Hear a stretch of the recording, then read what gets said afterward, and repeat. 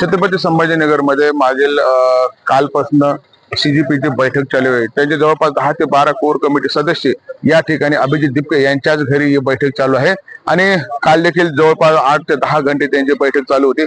आज पुन्हा बैठकीला थोड्या वेळात सुरुवात होणार आहे। मात्र 2 वाजता ते प्रेस कॉन्फरन्स घेणार आहेत। त्या प्रेस कॉन्फरन्स मध्ये त्यांची जी काही 2 दिवसीय जो काही आढावा घेतलाय, 2 दिवसाची जी काही चर्चा झाली तो निर्णय मात्र आता दुपारी 2च्या नंतरच मात्र प्रेस कॉन्फरन्स मध्ये ते जाहीर करणार आहेत। दुसरीकडे पाहिलं तर झारखंड या ठिकाणी देखील मुलांचं आंदोलन चालू आहे, तिथे देखील ते पाठिंबा दिलेला आहे। परंतु तिथे ते पाठिंबा जरी दिला असला त्या आंदोलनामागे तिथे सहभागी होणार आहेत का? ज्या प्रकारे आम आदमी पार्टीची सत्ता पंजाबमध्ये आहे तिथे देखील पेपर लीकचे प्रकरण झाले, तिथे देखील ते जाणार आहेत का? तिथे देखील आंदोलन करणार का?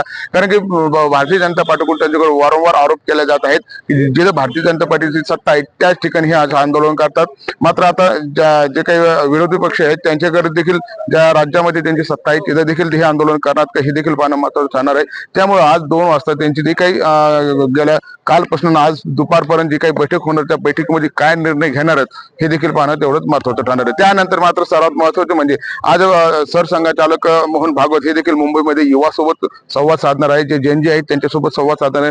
त्यामध्ये देखील त्यांच्या आंदोलन जे काही त्यांची बैठक आहे जे काही संबोधित करणार आहे त्याकडे लगेच त्यांच्याकडे देखील यांचं ह्या सीजीपीच्या जे काही दिपके आहेत किंवा त्यांचे सदस्य आहेत यांचे देखील लक्ष लागून असणार। त्यानंतरच मात्र ते ठोस निर्णय घेतील असं देखील आशा व्यक्त केली जात आहे। संजय रेल्वेस मराठी, छत्रपती संभाजीनगर।